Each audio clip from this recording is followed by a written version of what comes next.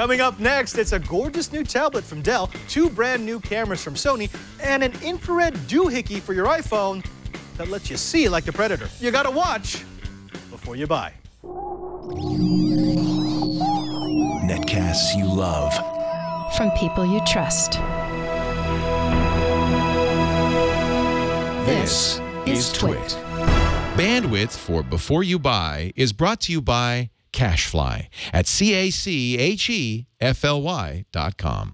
This episode of Before You Buy is brought to you by FreshBooks, the super simple cloud accounting and invoicing solution designed to help small business owners save time billing and get paid faster. Try it free at freshbooks.com/BYB.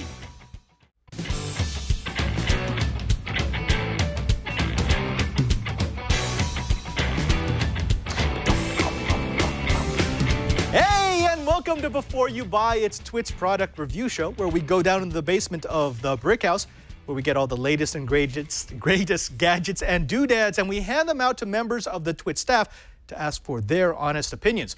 This first product is, well, it's a tablet, but it's not just a tablet. It's a tablet from Dell that promises to be the last tablet that you're going to want. We gave it to our very own Jason Howell, and this is what he thought. Hey, what's up? I'm Jason Howell, and I've spent the last, week and a half with this. This is the Dell Venue 10 7000 convertible tablet. A few different pricing options. For $499, you get a 16 gig version, or you can upgrade that to $629, and it comes with the little keyboard dock here. Or $549, you get a 32 gig version with an upgrade to $679 for that version plus the keyboard attachment. And kind of looks a little funky, doesn't it? It's got this little cylinder down here. Those are speakers in the front. It's actually a really nice 10.5-inch tablet, larger form factor tablet. We aren't seeing a whole lot of the larger form factor Android tablets these days. I think that's kind of an experiment that companies have stopped working with, but Dell's brought it back, and I'm happy that they did. Let's take a look at the specs. This is a 10.5-inch 2560 by 1600 OLED display. That's 288 pixels per inch, so very sharp display. 2.3 gigahertz quad-core Intel Atom Z3580 processor with 2 gigs of RAM. It has 16 and 32 gig storage options. The unit that I'm reviewing here is the 32 gig tablet. And micro SD card slot for expanded memory or expanded storage. 8 megapixel rear-facing cameras, and you can actually see on the back there, these are the Intel RealSense cameras, one on both sides, and then the main camera up at the top for depth sensing with your pictures. And then a 2 megapixel front-facing camera, 7,000 milliamp hour battery, and 5.0.2. That's Lollipop. All right, so here's the big differentiator with this tablet. Yes, it's a funky design, but it's really solid, really tight. Everything feels very just concrete and like this could really take a beating, but it can be a little heavy on this edge. Basically, in this cylinder, you have the battery inside here. And the reason for this is the other component. This is the keyboard dock. This is what really transforms this device into more of a productivity device than just a tablet. And as you can see, it just pops right in there. Literally, I can pop it right back out and right back in. It's a really easy way to do this sort of thing. And the convertible tablet approach is awesome because it allows you to, I could swap it around and have it backwards, however you want to do it. It just basically flips all around. There we are with it sitting flush. But it's a really great design. It's pretty thin. Like I said, the cylinder is a little heavy, but that's because of the battery and the hinge mechanism, so I'll forgive it. And the speakers, the front-facing speakers, are actually pretty loud. So then when you're in the laptop mode, that actually makes it really kind of nice. If you start watching movies or whatever on here, you're going to hear it loud and crisp. Now, the other hardware component here, obviously, is the keyboard, and that's the big differentiator with the Dell Venue 10 7000 tablet. I love how they kind of thought about its integration. Down at the bottom here, when you plug in the USB power on the side, it's located at the bottom of the tablet, but at the top of the keyboard extension. And that just makes it kind of seemed purposeful, seemed like it was thought out and that it was placed well, as opposed to like on the top of the tablet and then it's sticking out strangely. So they did a good job there. Also, where the speakers are placed, obviously that makes things nice and loud. The trackpad is often a big downside on keyboard attachments like this, and actually I thought the trackpad works really well. It's got a nice kind of push to it, nice clickiness. Same with the keys that are also backlit in darkness. So a lot of thought was really put into this keyboard attachment, and I highly recommend if you're getting the tablet, you get the keyboard. It does cost a little bit more. You're paying anywhere around like $130 more to get the keyboard accessory added on, but I think it's worth it in the long run. The display is excellent. It's a 4:3 aspect ratio, super sharp, deep colors, definitely a selling point, a high point of this device. And you just kind of have to see it to believe it, especially on the larger screen form factor. It's nice to have really sharp, vivid colors and not see those pixels. Camera, you know, what do I always say about tablet cameras? It's nice that they're there, but are they essential? I guess to some people they are. This tablet is no different. The pictures that I took on here ranged from good and excellent light, and some kind of close-up shots that I got of some flowers and stuff look okay. But when you're going into any environment where there isn't a whole lot of light, or there's even just okay light, you're going to get a lot of grain. The front-facing camera is serviceable for video chat, that sort of stuff. But, you know, really, you're not taking amazing pictures with the camera on this tablet. And, you know, along that line, there's the RealSense sensors on the back, which is a nice gimmick. You can see why they put it in there, because they have the technology, and it certainly sets itself apart on a spec sheet. But are you going to use it all the time? Probably not. So worth checking out, but I don't think it's a selling point of this tablet. As for performance, I'd say just in general, things are rock solid. You know, skipping around the interface, things are pretty fluid. I played some games on here and had really good performance with the games, in fact, except for the fact that some of the touch screen interfaces on games are meant for smaller screen devices, but you're going to get that on any large form factor tablet. Browsing is good, except for a few stutters. I did the Verge test as well as a few other sites, and, you know, image heavy sites can be slowed down a little bit as you browse through, but I've seen much, much worse. Alt tabbing through the multitasking can sometimes be quick, sometimes slow. And when you're in the keyboard environment, that's something you're going to want to do, to be able to skip from one app to the next. But it wasn't a deal breaker. It's just sometimes it would take 2 to 3 seconds to kind of kick in there. And speaking of that, let's talk a little bit about the software here. This is Lollipop, and I'm really happy to see that Dell's going with more of a vanilla approach with Lollipop. There's just a tiny bit of bloat on here. Some apps that Dell has included, like their own gallery and a few others, to kind of give you access, in the gallery in particular, that gives you access to some of the advanced depth processing that you get from those RealSense cameras on the back. Some keyboard issues, I would say, and that just kind of relates to Lollipop in general, right? I personally don't consider Android to be the OS when it comes to using a keyboard attachment. They don't seem like they are made with each other in mind necessarily. But as far as that is concerned, you know, it works for the most part. There's just a couple of weird things, like system navigation on the keyboard doesn't necessarily match the Lollipop aesthetics. That can be a little confusing. Keyboard sometimes forces a portrait when you have your tablet and landscape in the keyboard dock. And this is actually evident in Dell's own gallery app. The first time you launch it, everything goes sideways, and you're forced to look at it sideways while you wait for it to get through the onboarding process. So a few things there are a little weird, but for the most part, it's the kind of thing where if you do this for a week, you're going to feel comfortable, you're going to feel at home, and it's going to make a lot of sense to you. And finally, Android for Work is included starting with Lollipop, which basically means that IT, you know, the enterprise, they can manage and control your Android device here with the Dell Venue 10-7000. They can do that for you and isolate the business side of things from your personal side of things. So that's the Dell Venue 10-7000. I've had a lot of fun. I actually ran my entire All About Android show from last week using this as kind of a test to see how it would work in a normal environment where I use, a device with a keyboard, and it worked really, really well. So let's take a look at the pros. It's the best keyboard dock solution for Android, hands down, that I've played around with. The display is sharp and it's vibrant. Love the display. And stock Lollipop software. You can't go wrong. All right, now let's take a look at the cons.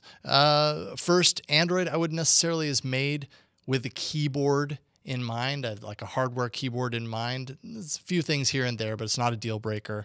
And finally, the cylinder on the tablet itself can be a little strange when it's not docked into the keyboard. So if you're thinking about just getting the tablet, you might want to think about that. Overall, if what you're looking for is a productivity environment that uses Android, then you really can't do better than the Dell Venue 10 7000. The tablet itself is a great performer in the large form factor category. And then when it docks into the keyboard, it's kind of transformational. It's a really great experience. Lollipop could use a little bit of improvements to make it even better, but overall, I think you're going to get what you want. And that makes me say that, this tablet is definitely a buy. My name is Jason Howell. You can check out my reviews on All About Android. Thank you so much for watching. And it's a buy for the Dell Venue 10 7000. If Jason's going to give it a buy, well, since he's the Android master, it's got to be good. You can find Jason Howell on the TWiT TV network on Tuesdays, All About Android, and Wednesdays for Android App Arena. Yes, we know they both are AAA. Let's move away from tablets and talk a little bit about cameras, specifically high-end cameras, cameras that you're going to want for your next trip, for your next project. We decided to speak to our photography expert, Mr. Trey Ratcliffe, and take a look at the Sony A7R Mark II and Sony RX100 Mark IV. Hello, I am Trey Ratcliffe, and I'm here to talk to you today about these two Sony cameras, the Sony A7R Mark II and the Sony RX100 Mark IV. That's right, yeah. It's hard to keep track of all this stuff, and I'm kind of an expert in it, I guess. So let me first talk about this one, all right? Now, this is sort of like the flagship of this of the Sony A7 lines.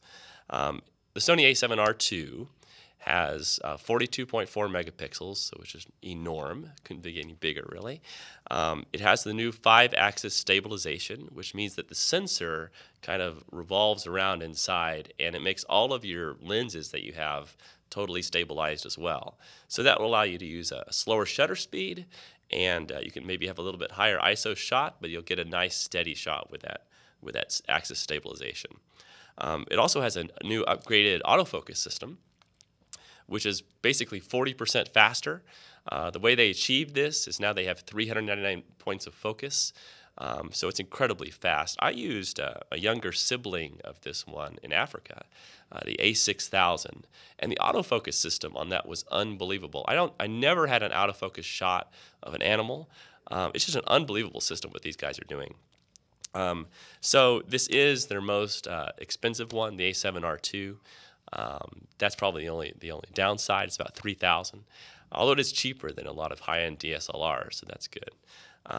But a lot of the pros about it are that you can put any lens you want to on there. Right here I have a Leica lens on. This is a Leica 21mm Summicron f1.4. And yeah, I just totally love it. This camera, it completes me.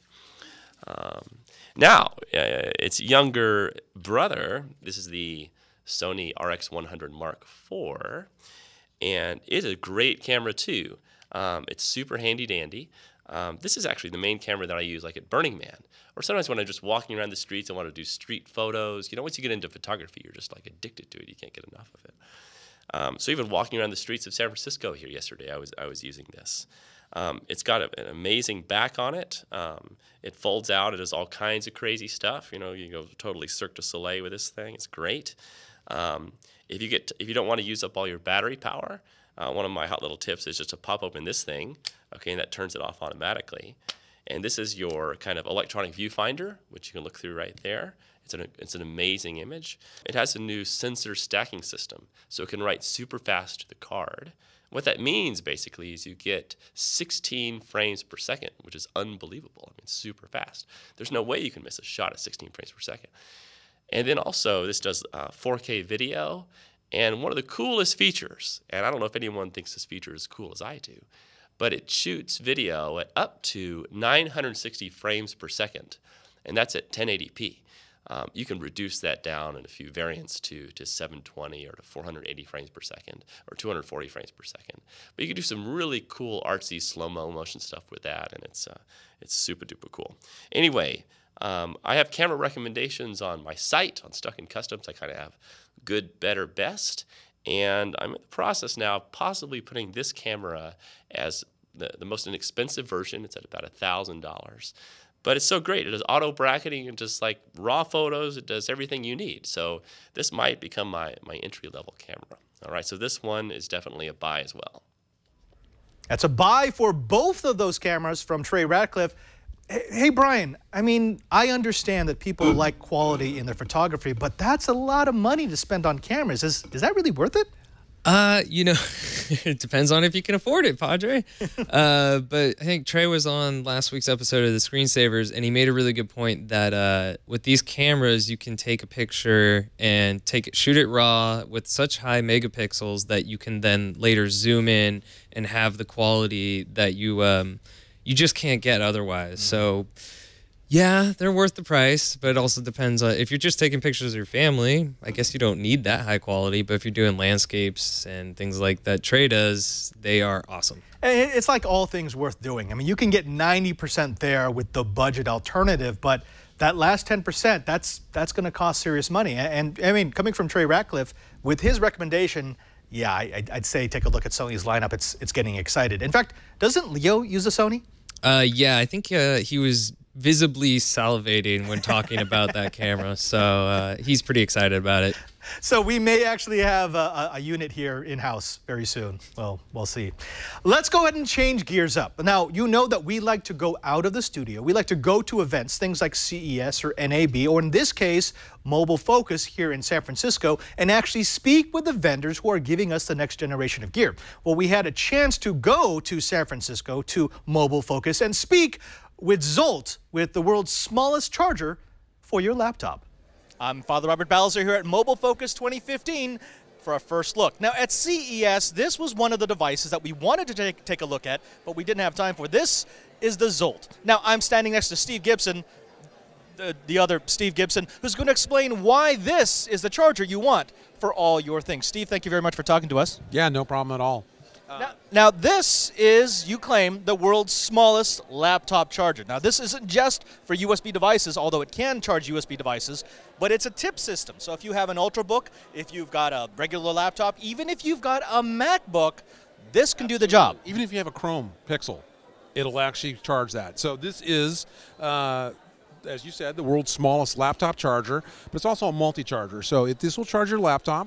65-watt laptop and down. It'll also charge Macs that are 65 watt and down, but it'll also simultaneously charge your iPad, your phone, your camera, your GoPro. So it'll charge 3 things at once, your laptop and 2 additional mobile devices. It weighs about 3 ounces, a little over 3 inches long, super ultra compact, has folding prongs, so it stows away quite nicely. It has a rotating turret. When you plug it in, it'll rotate to free up adjacent plugs next to it. It ships with its own laptop cable and 9 interchangeable PC tips. And we also have a Mac solution that's available as an accessory online at gozolt.com. I'm going to be honest, I've seen a lot of universal chargers before. I've seen a lot of nifty USB chargers. But the fact that this can charge MacBooks, I didn't think anyone could actually do that, or at least no one's doing it.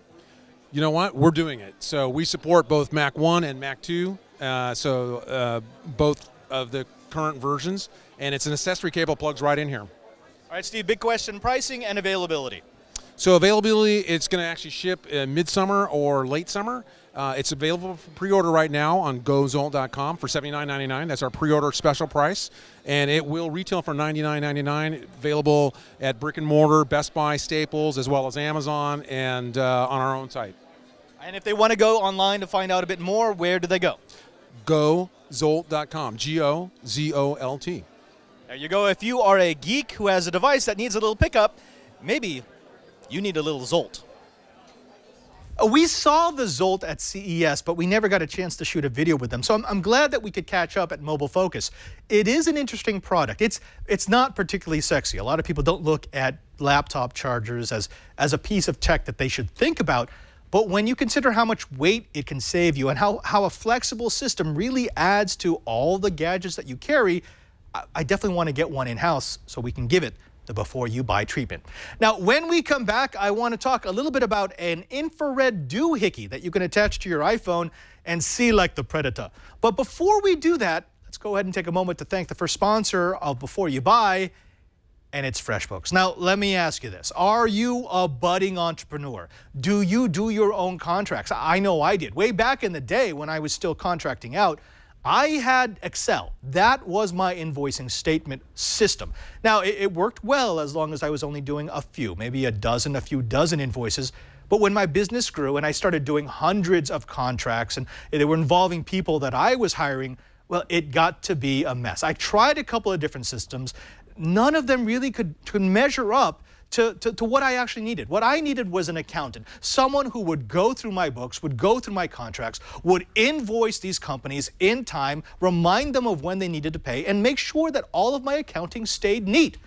Well, if only we had FreshBooks back when I was in business, because I got to tell you, it's cloud accounting done right. Now, FreshBooks is the invoicing solution that makes it incredibly simple for freelancers to create and send invoices, track their time, and manage their expenses. All those things that you would need a dedicated employee to do, you can now do in the cloud. And they want you to try it free for 30 days. Now, during that free trial, you'll immediately understand why over 5 million people use FreshBooks today to keep their small businesses running smoothly.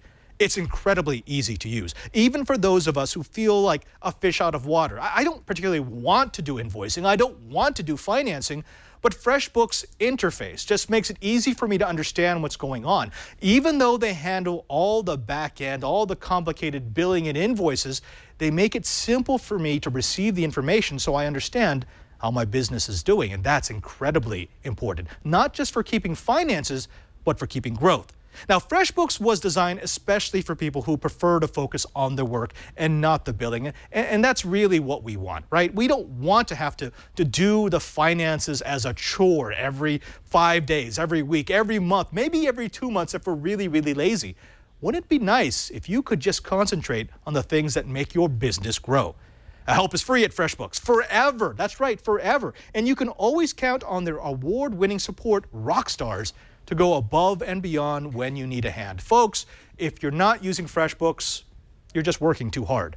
Now, right now, getting started is simple, and it's totally free for 30 days with no obligation. Go to freshbooks.com/BYB. That's freshbooks.com/BYB. And don't forget to enter Before You Buy in the How Did You Hear About Us section to throw us some love. Start your 30-day free trial today. And we thank FreshBooks for their support of Before You Buy. Coming up next, we're going to look at something a little strange, very geeky, something that I have been wanting to play with for quite a while. Now, I have my own infrared cameras, network cameras. They're big, clunky items with really bad resolution that cost a lot of money. Well, FLIR recently released a new set of devices that attach to your phone. First with the iPhone, they're going to be moving over to the Android, that allow you to see in the infrared spectrum. We got one for our very own Miriam Jawar, and well, this is what she thought. Hey, it's Miriam with Before You Buy, and this here is a review of the FLIR One, the new FLIR One. This is a thermal camera. It's capable of visualizing heat. It's really kind of cool. FLIR has launched another FLIR One before this, but it was only for iPhone 5 and 5S, and it was a case. You put your iPhone in it. With the new FLIR One, the price has dropped quite a bit, and it is now a dongle you attach to the bottom of your iPhone 5, 5S, 5C, anything with a lightning port, your iPad, 6 and 6 Plus, of course. And then there's an Android version I'm holding here, and here's the iOS. Android version is a brand new thing. It's actually going to be coming out in July sometime. So you get an early look. Both kind of plug into the bottom of your phone or the side of your phone if your USB port is on the side. The iOS version obviously has a lightning connector. So that brings in a few interesting things that I'll show you in a second, because with the Android version, the direction of your USB port will dictate which way the camera is pointed. Whereas with the iPhone, you can reverse it and have a what they call a thermi, which is a selfie of yourself thermal, or point it outward and visualize your world in thermal imaging. So I just want to take it out of the box so you can have a quick look at what's inside here, because it's not every day that you get a thermal camera to review. So just open it up and you can see here is the thermal camera. Basically, lightning port. You have two openings here. You have a normal camera and then the special solid state thermal sensor. And this is what FLIR's business is all about. They make cameras for commercial purposes, for the oil industry, for the car manufacturers, of course, for the military, for law enforcement, etc. But they've been making also commercial products. It just kind of plugs into the bottom of your iPhone. So now this is for the thermi, the front facing. And if, of course, because it's interchangeable with Lightning, if I go like this, I can actually, use it as a viewfinder. Now, another thing I didn't mention, there's a button with an LED on the side here. You can see it flashing green right now. That is the power switch. You can turn on and off, and it has a little battery in here. So what that means is that it's not draining the battery of your phone while you're using the thermal camera, which is a really nice thing. And of course, it can charge the battery via a micro USB port right here. So there's a micro USB charge port on the side that charges the built-in battery, and I believe acts as a through port to charge your phone as well, if it's connected. So that's the iOS version. The Android version that's still in this box is exactly the same, but with a micro USB port. And again, depending on the orientation and the location of the port on your Android phone, it's gonna behave a bit different. They've optimized it to work on the Galaxy and LG phones to face outward, but on the Nexus it's reversed because it's facing inward. So there are some challenges there. The other thing that's in the box is this cool carrying case. This is a pretty sensitive sensor to light and other things. So as you can see, it's nicely recessed, but you can slide it in here and boom, you can put this in your pocket. There's a lanyard, a hole on the side here. So there's a lanyard provided in the box. You can see a lanyard and a micro USB charge cable and some manuals. But basically, you can carry this in your pocket without worrying about damaging it, pulling it out anytime you need. So it's a kind of a cool design. And then the other thing to keep in mind is you don't see it, but when you turn it on, there's like a little mechanical shutter behind the glass that opens up. It's really cool because this sensor is extremely sensitive to light and heat. So you don't want to get a bad reading. You want this to be cool, basically, when it starts. Cool in terms of electronic, sensing. So basically, you install the app, which comes from, the App Store. It's on the Apple App Store. It's already there, and it's called FLIR One. You can see it right here. Launch that. You plug this in. So I'm facing this monitor, which is very, very bright red because it's very warm. And as I scan around away, you can see some of the shapes of there's a very, very bright LED light in the sky and another very bright LED sky. And, it orients properly. It does landscape and portrait. As you see, there I am speaking in the microphone. You can see my glasses are a little cooler. So, at first it seems like a gimmick, but you can see there's crosshair here in the middle that tell me what's the temperature. So according to this, the middle of this monitor in front of me is at 96.4 degrees Fahrenheit. So it gets pretty hot on the surface of that screen, right? I mean, that's about the same temperature as my body, but it's pretty amazing when you actually find out the reality of the heat of things. What this is useful for, you're going to say, this seems like a toy, and I'm not sure I want to spend money on a toy. Well, I tell you, seeing this around your house and seeing the leaks you have around your windows, on your pipes, that kind of stuff is really amazing. In the back of the box, they actually say, at home, you can figure out what kind of energy loss you have and optimize, and also any kind of electrical issues you might have.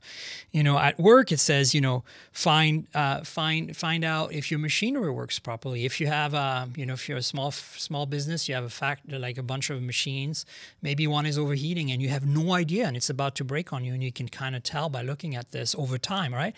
You can see that it's something's happening. And of course, there's the whole kind of fun aspect. It does show an outline of the thermal image And that outline is provided, this is my hand, it's provided by the visible light camera. So there is a flash you can turn on so that you can get some more light because it does combine the two images. Let me show you some other things about the app real quick. Of course, you can do videos, you can do photos, you can do panoramas, which is really amazing, and time lapses. So you can set it up, put your phone down for like half a day, or your iPad if you want to take your phone with you and you want to leave your iPad somewhere. And you can kind of see, is there, like in your garden, you point the iPad at your garden and you can see, is there a hot spot during the day? Is there a particular area of my garden that gets warmer than any other area where I can plant my tomatoes? Or maybe not plant my tomatoes? Stuff like that. It can show you a bunch of different color choices for highlighting. So you can do like gray maps, rainbow colors, because obviously, it's mapping right now a range of colors to temperatures, right? And so you can choose how you want that mapping to happen. The thing that I wish it had, the only kind of drawback to me really is that you can't combine the visual image. You can adjust how much of the visual image versus the thermal image you can see. And that is something that I wish they'd done something about, but they didn't. Maybe on the future version. Another thing that's interesting is after you've taken a picture, you'll see that after the fact, I can swipe down to see how much of the visual image I can see. But I wish it let you blend the two better. And that's one thing that I think is an improvement. It's just a software thing, so I think they'll be able to make it happen. So, I think this is a pretty cool device. It costs $250, $249, which is cheaper than the first gen, and it works on Android or iOS. You actually have to buy one for Android or one for iOS. You can't use them on both. But keep in mind that there wasn't an Android version before. So, I think it's very useful if you are a DIY person or a contractor and you want to you work in electrical, heating, or plumbing. You want to try to find problems in your home or if it's your business for your customers. It's $250 well spent. There's a number of applications that are really quite remarkable. So it's certainly not for everyone, right? And it's also still very early in the thermal imaging consumer space, but I think we're going to probably have these kind of sensors built in by default in all our phones within 10 years. I wouldn't be surprised. And frankly, I think it's a buy. For $250, I mean, it's like you're getting, essentially military-grade technology for personal use. It's remarkable. So this was our FLIR One review here on Before You Buy. Check it out. It's $250, and it's a buy.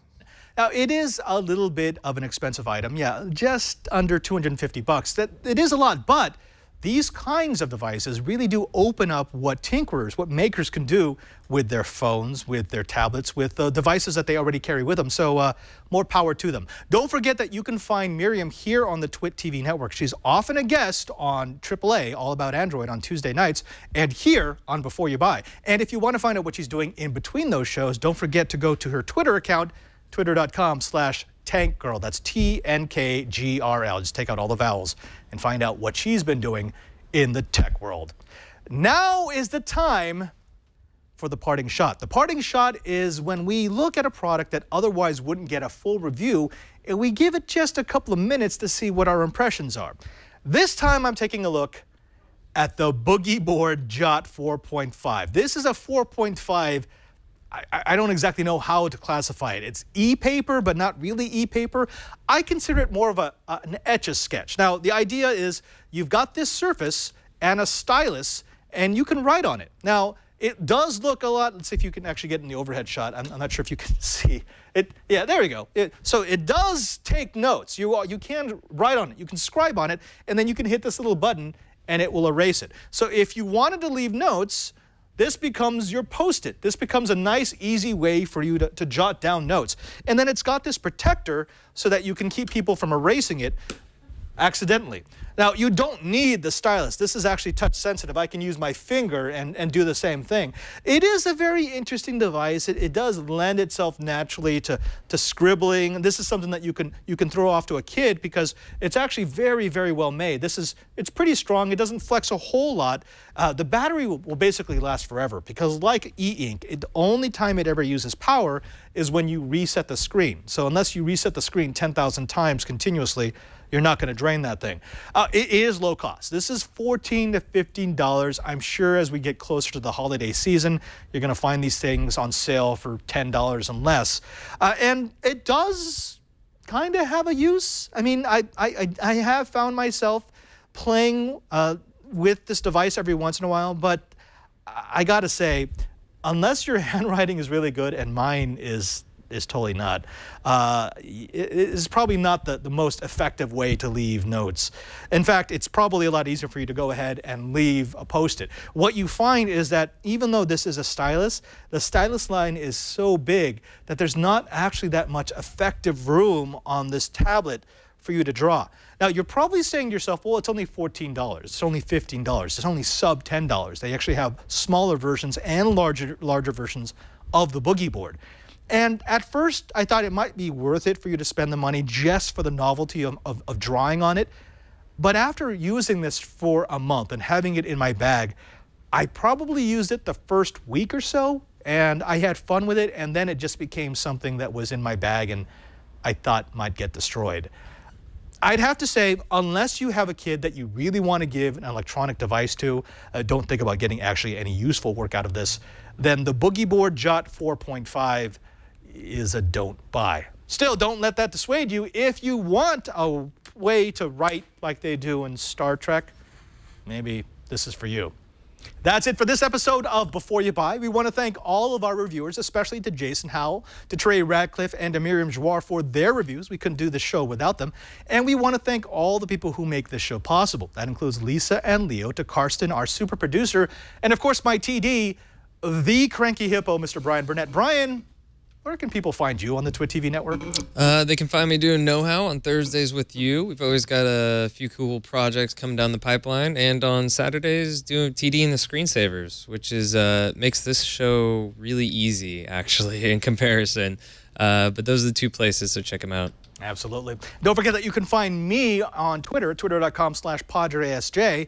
There you can find what we're going to be doing for the different episodes of shows that I do here on the TWiT TV network. And you also get to find out what I do when I'm not twitting out. Normally I'm flying some quadcopters or some nonsense like that. Don't forget that you can also find our show every Friday, 2 o'clock-ish Pacific time, live at live.twit.tv. And as long as you're watching us live, why not jump into our chat room at irc.twit.tv, and you can interact. We've got a screen down here so I can see what you're talking about. If you have questions about the products that we're reviewing, that's a great outlet for you to interact. Until next time, I'm Father Robert Ballas here, and remember, you gotta watch before you buy.